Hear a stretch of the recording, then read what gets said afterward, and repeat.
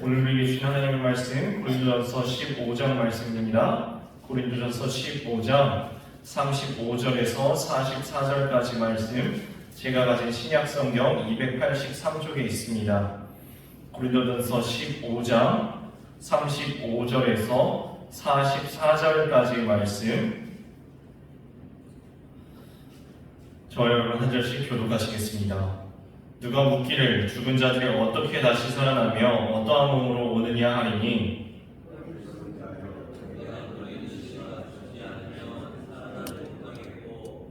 또 내가 뿌리는 것은 장래의 형체를 뿌리는 것이 아니요 다만 밀이나 다른 것의 알맹이 뿐이로되,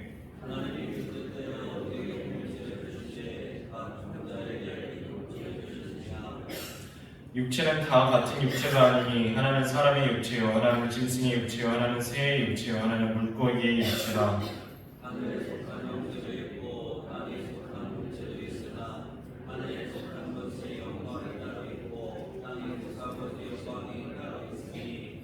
해의 영광이 다르고 달의 영광이 다르며 별의 영광도 다른데 별과 별의 영광이 다르더라.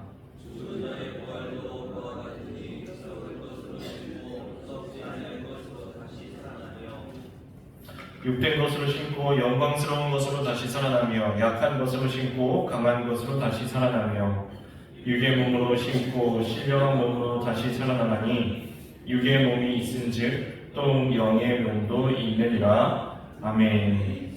제가 마지막 부분만 제가 공독하여 올리겠습니다. 55절에서 마지막 절까지 제가 읽어드리겠습니다. 사망아 너의 승리가 어디 있느냐? 사망아 내가 쏘는 것이 어디 있느냐?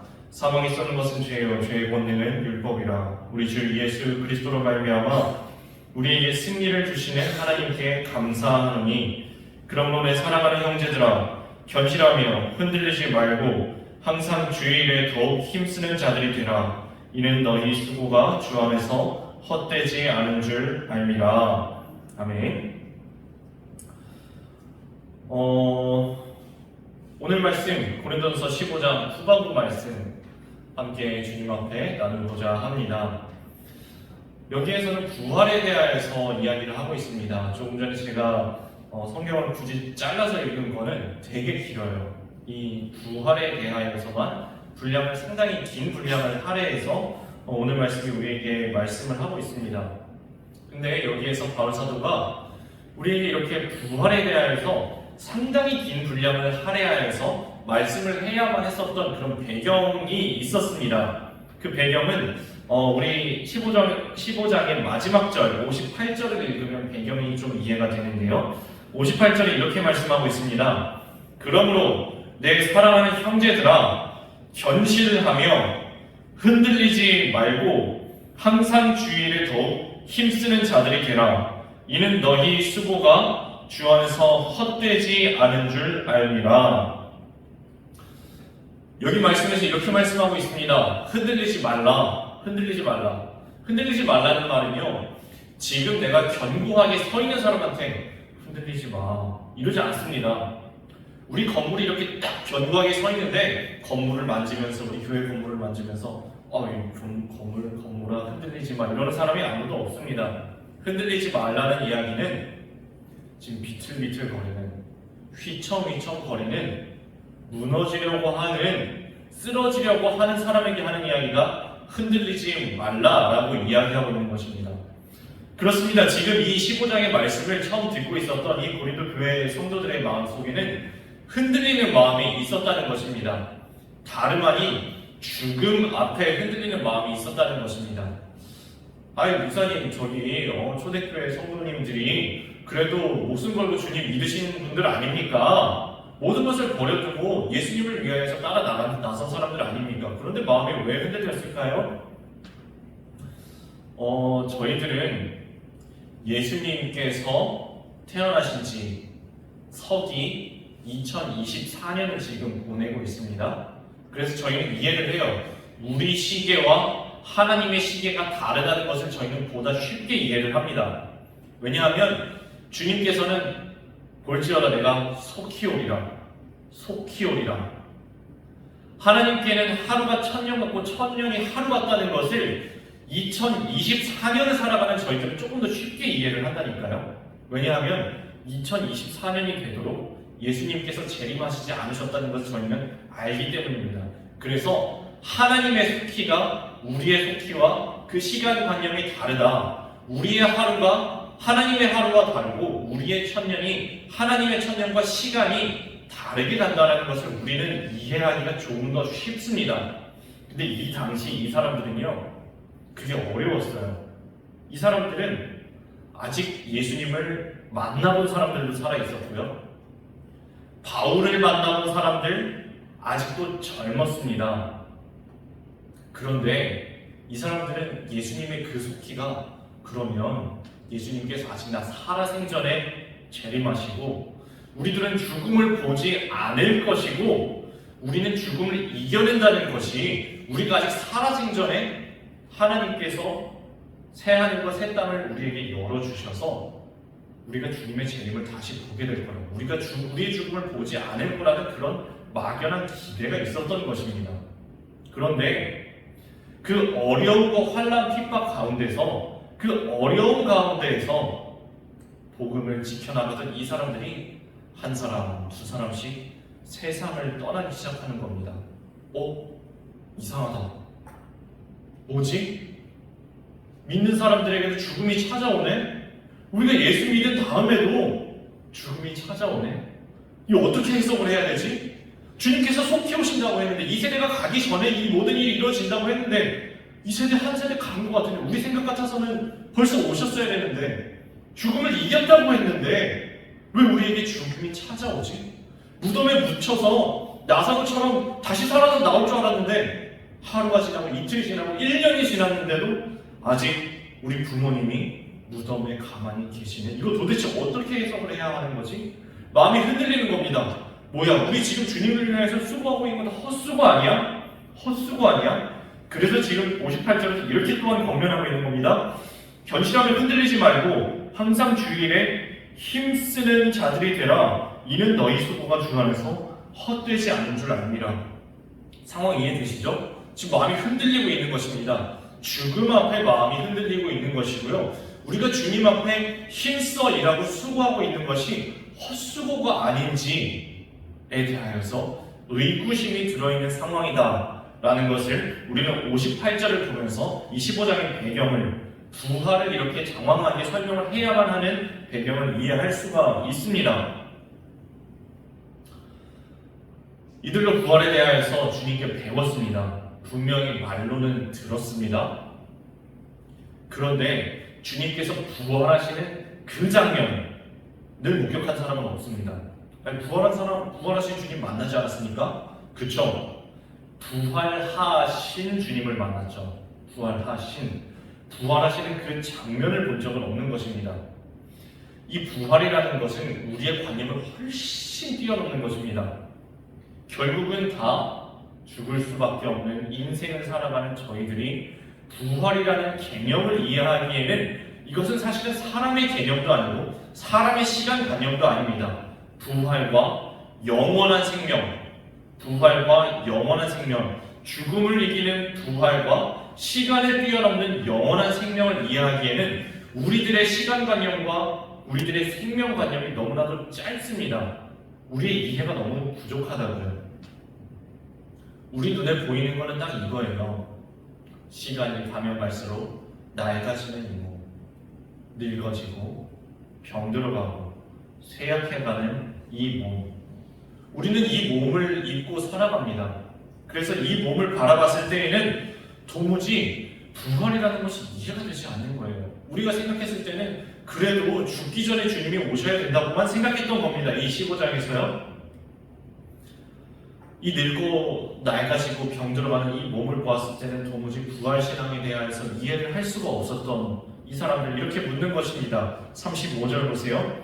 누가 묻기를 죽은 자들이 어떻게 다시 살아나며 어떠한 몸으로 오느냐 하리니, 이 이야기 무슨 이야기입니까? 이 몸을 봐서는 이 부활의 가망성이 안 보이는 겁니다. 이 부활이 어떻게 일어납니까? 어떻게 다시 살아날 수가 있습니까? 어떤 몸으로 옵니까? 우리가 이해하는 몸은 딱 이 몸인데, 그러면 젊을 때 죽어서 부활하면 젊은 몸으로 다시 부활하고, 늙어서 죽어서 부활하면 늙은 몸으로 다시 부활하는 겁니까? 여자가 죽어서 부활하면 지금 이 머리 긴 몸으로, 남자가 죽어서 부활하면 이 머리 짧은 몸으로 이렇게 부활한다는 겁니까? 이 연약한 몸을 봐서는 부활에 대하여서 이해를 할 수가 없었던 겁니다. 이 도대체 어떻게 이렇게 이런 것이 가능합니까? 마치 요한복음 3장에서 니고데모가 예수님께 어떻게 그런 것이 가능하겠습니까? 우리 늙은 사람이 다시 거듭난다고 하는데 모태에 다시 들어나온다, 다시 나와야 된다는 이야기입니까? 이렇게 어떻게를 물었던 것과 마찬가지입니다. 어떻게 다시 살아나며 어떠한 몸으로 다시 오느냐 하리니. 그런데 바울은 이렇게 이야기하고 있는 것입니다. 부활이라는 것은 우리가 지금 눈으로 보고 만지고 하는 그 개념 자체와 완전히 다르다고요. 부활은 지금 이 몸 그대로 살아나는 것이 아니라는 것입니다. 오히려 이 몸은 죽고 썩어지고 없어지고 죽어야 다시 사는 것이 부활이다. 이 몸 그대로 계속 가는 것이 아니라 이 몸은 죽고 완전히 새로운 형체로, 새로운 형상으로 다시 살아난다는 것입니다. 그것을 이렇게 설명하고 있습니다. 36, 37절 말씀입니다. 어리석은 자여, 내가 뿌리는 씨가 죽지 않으면 살아나지 못하겠고, 또 내가 뿌리는 것은 장래의 형체를 뿌리는 것이 아니요 다만 밀이나 다른 것의 알맹이 뿐이로되. 혹시 뭔가 씨앗을 심어보셨습니까? 화분에 이미 나 있는 거 말고요, 알갱이 씨앗을 심어서 어떤 식물을 키워보셨나요? 저는 이 말씀을 보면서 제가 초등학생 때 어디선가 제가 목화 씨앗을 얻어가지고 심었던 기억이 났습니다. 목화 씨앗이 이렇게 그 콩알보다 살짝 자랐던 것 같은데요, 검정색 이렇게 그 작은 씨앗이 있어요. 저는 책에서만 배웠었던, 이게 바로 문익점이 뚜껑에다가 숨겨왔던 그 목화 씨앗이구나 하면서 어린 마음에 그것을 집 앞에다가 이렇게 땅에다가 심어놨었던 기억이 납니다. 기다렸어요, 어린 마음에. 언제쯤 싹이 날까? 생각보다 늦게 나더라고요. 그런데 어느 순간 싹이 확 튀어 올라오는 겁니다. 너무너무 신기했습니다. 왜냐하면 이 색깔이 원래 까만 색깔이었거든요. 근데 초록 색깔, 이게 싹이 트는 거예요. 싹이 트더니 줄기를 올립니다. 어느 순간 되게 커졌어요.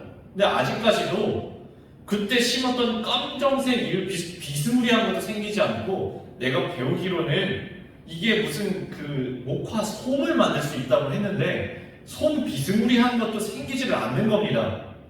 시간이 더 지났습니다.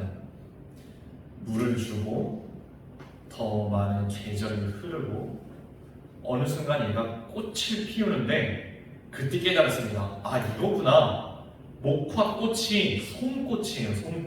솜꽃이 피었더라고요. 만져보니까 꼭 그 야무실에서 이렇게 알코올 발라주는 그 솜이랑 비슷한 그 솜꽃이 열렸는데, 솜꽃이 이렇게 예쁠 수가 있구나. 솜꽃이 이렇게 예쁠 수가 있구나. 그때 처음으로 알았습니다. 저 목화를 처음 심어봤거든요. 제가 목화는 처음 심어봤지만 아무리 어렸어도 씨앗을 심으면 이게 씨앗과 다른 모습의 싹이 트고 줄기가 나오고 꽃이 피운다는 것에 대한 지식은 있었어요.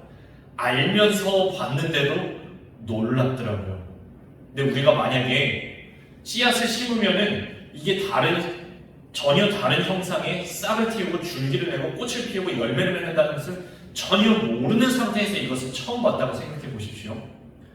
얼마나 더더욱 놀랍겠습니까? 부활이라는 것이 바로 그와 같다는 것입니다. 우리는 보면서 이것을 심으면 이런 목화가 생긴대 하면은, 목화를 심으면 똑같은 목화가 뻥 하고 튀어나오는 것처럼 생각할 수 있지 않겠습니까?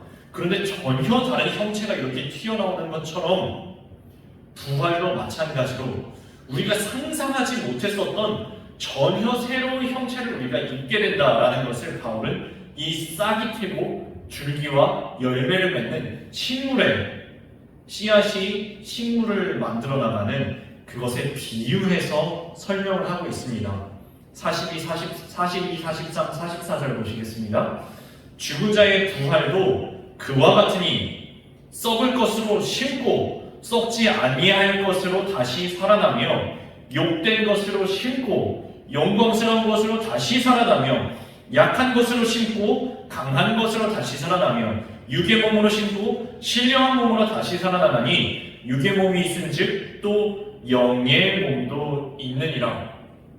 여기에서 무엇을 심었는데 무엇이 자라나고 무엇을 심었는데 무엇이 열매 맺는지에 대하여서 설명을 하고 있는데 이 두 가지가 대비가 됩니다. 보세요.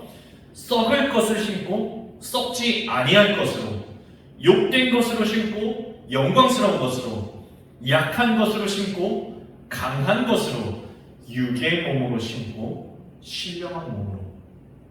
이게 단순히 변화만 된다는 것이 아니라 차원이 완전히 다른 차원의 존재로 성장이라고 표현을 해야 될까요? 점프라고 표현을 해야 될까요? 우리가 생각하는 이 차원에서 조금 모양이 변하는 것을 이야기하는 것이 아니라 완전히 차원을 뛰어넘는 존재로 부활하게 된다라는 것을 이야기하고 있습니다. 이것을 고린도후서 4장 16절에서는 이렇게 표현합니다. 그러므로 우리가 낙심하지 아니하노니 우리의 겉사람은 낡아지나. 이것을 우리 예전 개역 성경에는 우리의 겉사람은 후패하나라고 표현했었던 거 기억하실 겁니다. 우리의 겉사람은 후패하나 우리의 속사람은 날로 새로워지도다. 이것을 통해서 우리가 살아있는 동안에도 부활을 경험하다가 우리가 정말 육신의 숨이 끊어지고 주님께서 우리에게 부활의 때를 허락하시는 그때에 완전히 새로운 존재로 변화하게 된다는 것입니다. 그 길을 우리가 처음 걸어가는 길입니까? 우리가 개척해서 어떻게 걸어가겠습니까? 우리는 걸어가 본 적도 없는 길이네요. 근데 우리가 개척자가 아닙니다. 45, 46절 한번 보시겠습니다. 기록된 바 첫사람 아담은 생명이 되었다 함과 같이 마지막 아담은 살려주는 영이 되었나니 그러나 먼저는 신령한 영이 아니라 육의 사람이요 그 다음에 신령한 사람이라. 여기서 마지막 아담이라고 표현한 분이 예수님입니다. 예수님께서 그 부활의 길을 먼저 걸어가셨다는 것입니다. 먼저 걸어가셨다는 것입니다. 내가 개척하는 길이 아니에요. 먼저 앞서가신 주님의 등을 바라보고 주님의 길을 따라가는 길이다 라는 말씀입니다. 주님께서 과연 죽음을 이기고 부활하신 것처럼 우리 또한 이 몸으로 끝장나는 인생을 살아가는 것이 아닙니다. 믿음 안에서 구원의 길을 걸어가는 주님의 백성들은 우리 주 예수 그리스도를 본받아서 이렇게 표현했습니다. 하늘에 속한 이의 형상을 입게 될 것이다. 49절 말씀입니다. 하늘에 속한 이의 형상을 입게 될 것이다. 하늘에 속한 이의 형상. 저는 오늘 말씀 보면서 이런 소망이 생겼습니다. 주님 닮은 형상이었으면 좋겠습니다. 주님과 함께 기뻐하며 주님과 함께 그 모든 감정을 나누는 주님의 마음을 정말로 품은 그런 형상이었으면 좋겠습니다. 지금 우리 눈에 보이는 현재의 상황에는 그것이 다 그려지지는 사실 않아요. 우리가 아무리 상상을 해봐도 그 모습보다 훨씬 또 다를 것입니다. 그러나 우리 눈에는 현재 상황밖에 보이지 않지만 그날은 반드시 옵니다. 52, 53절 말씀입니다. 나팔 소리가 나매 죽은 자들이 썩지 아니할 것으로 다시 살아나고 우리도 변화되리라. 이 썩을 것이 반드시 썩지 아니할 것을 입겠고 그 죽을 것이 죽지 아니함을 입으리로다. 그날에 나팔 소리가 날 것이고 우리는 변화될 것입니다. 그리고 죽음을 이기게 될 것입니다. 그러므로 우리는 이와 같이 감사하게 된다는 것입니다. 57절 말씀입니다. 우리 주 예수 그리스도로 말미암아 우리에게 승리를 주시는 하나님께 감사하노니. 그렇습니다. 주님께서는 우리에게 승리를 주시는 분입니다. 비록 우리는 이 세상에서 환난을 당할지라도 세상에서는 너희가 환난을 당하나 담대하라. 내가 세상을 이겨노라 하신 주님께서 우리에게 승리를 주시는 분이라는 것입니다. 그렇기 때문에 우리가 부활 소망을 가지고 있기 때문에 이와 같이 바울은 오늘 말씀을 마무리하고 있습니다. 아까 읽었던 말씀입니다. 58절 말씀. 그러므로 흔들리지 말고 그러므로 내 사랑하는 형제들아 견실하며 흔들리지 말고 항상 주의 일에 더욱 힘쓰는 자들이 되라. 이는 너희 수고가 주 안에서 헛되지 않은 줄 알미니라. 우리 부활의 길을 먼저 걸어가신 주님의 길을 따라서 흔들리지 않고 죽음 이기는 신앙, 부활 신앙 지켜나가는 저와 여러분의 삶 다 되시기를 주님의 이름으로 축원드립니다. 함께 찬송하시겠습니다. 찬송가 180장, 찬송가 180장 하나님의 나팔 소리 함께 찬송하시겠습니다.